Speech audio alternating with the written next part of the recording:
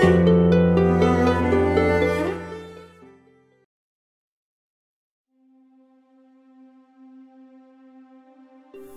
خدا کے بارے میں جو گمان رکھتے ہیں وہ دراصل ہماری اپنی شخصیت کے بارے میں ہمارے گمان کا ایک عکس ہوتا ہے۔ اگر خدا کے ذکر سے ذہن میں محض الزام اور خوف ہی ابھرے تو یہ اس بات کی علامت ہے کہ خوف اور الزام تراشی ہمارے اپنے سینے کی گھٹن میں پنپ رہی ہے، اور اگر خدا ہمیں محبت اور شفقت سے چھلکتا ہوا دکھائی دے تو یقیناً ہم بھی محبت اور شفقت سے چھلک رہے ہیں۔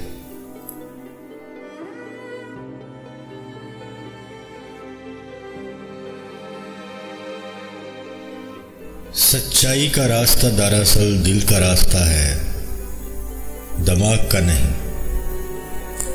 اپنے دل کو اپنا اولین مرشد بناؤ، عقل کو نہیں۔ اپنے نفس کا سامنا اور مقابلہ کرنے کے لیے دل کی مدد لو، کیونکہ تمہاری روح پر ہی خدا کی معرفت کا نزول ہوتا ہے۔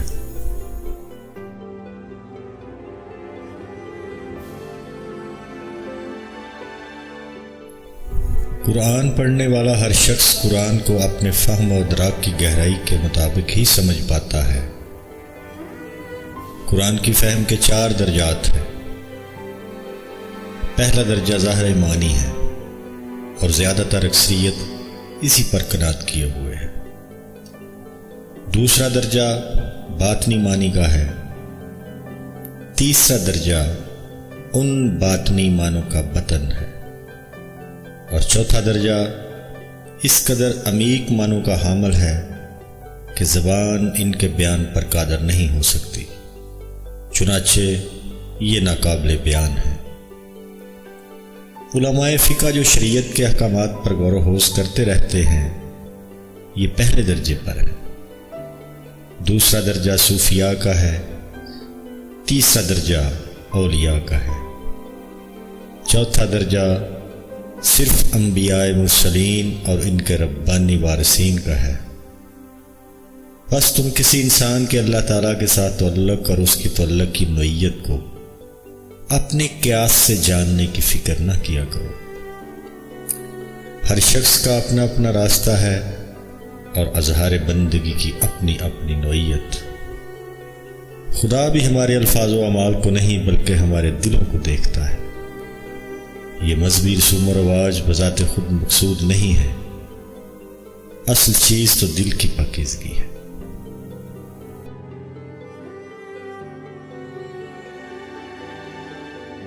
تم کائنات کی ہر شے اور ہر شخص میں خدا کی نشانیاں دیکھ سکتے ہو، کیونکہ خدا صرف کسی مسجد، مندر یا کسی گرجے اور صومعے تک محدود نہیں۔ لیکن اگر پھر بھی تمہاری تسلی نہ ہو تو خدا کو کسی عاشق صادق کے دل میں ڈھونڈو۔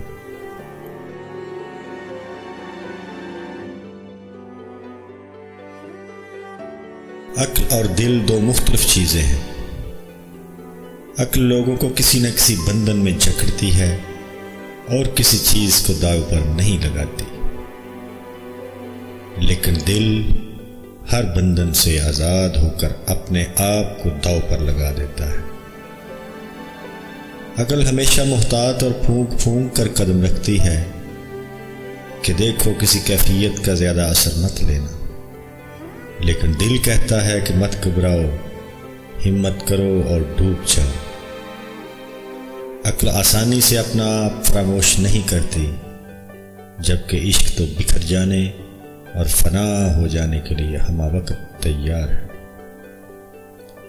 اور خزانے بھی تو ویرانوں میں ملبے تلے ملتے ہیں، ایک شکستہ دل میں ہی خزانہ مدفون ہوتا ہے۔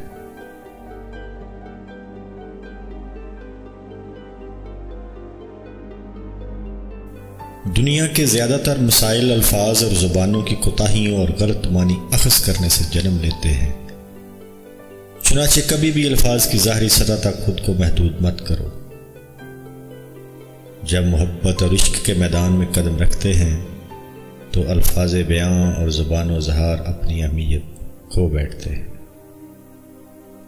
وہ جو کسی لفظ سے بیان نہ ہو سکے اس کو صرف خاموشی سے ہی سمجھا جا سکتا ہے۔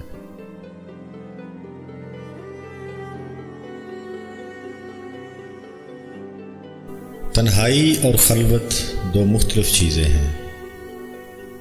جب ہم تنہا اور اکیلے ہوتے ہیں تو اس غلط فہمی میں مبتلا ہو جانا بہت آسان ہو جاتا ہے کہ ہم سیدھے راستے پر ہیں،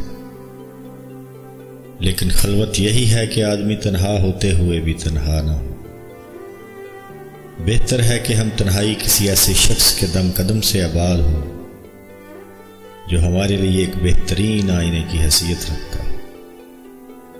یاد رکھو کہ صرف کسی دوسرے انسان کے دل میں ہی تم اپنا درست عکس دیکھ سکتے ہو،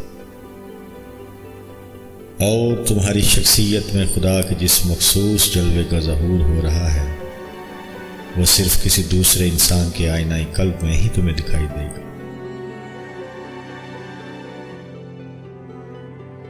زندگی میں کچھ بھی ہو جائے، زندگی کتنی ہی دشوار کیوں نہ لگنے لگے، مایوس کبھی مت ہونا۔ یقین رکھو کہ جب ہر دروازہ بند ہو جائے تب بھی خداوند کریم اپنے بندے کے لیے کوئی نہ کوئی نئی راہ ضرور کھول دیتا ہے۔ ہر حال میں شکر کرو، جب سب کچھ اچھا جا رہا ہو اس وقت شکر کرنا بہت آسان ہے، لیکن ایک صوفی نہ صرف ان باتوں پر شکر گزار ہوتا ہے جن میں اس کے ساتھ عطا اور بخشش کا معاملہ گزرے، بلکہ ان تمام باتوں پر بھی شکر ادا کرتا ہے جن سے اسے محروم رکھا گیا۔ عطا ہو یا منع، ہر حال میں شکر۔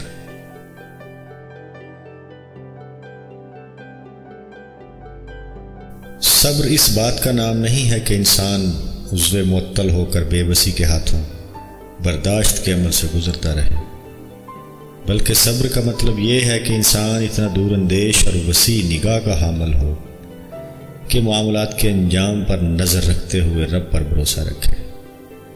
صبر کیا ہے؟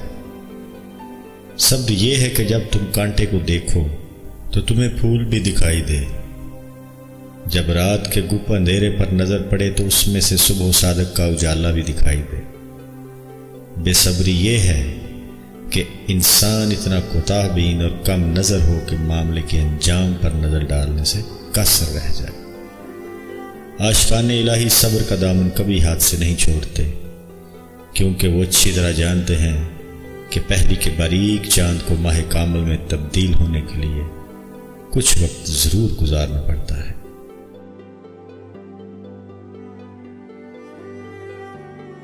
مشرق، مغرب، شمال، جنوب، ان سب سے کچھ فرق نہیں پڑتا۔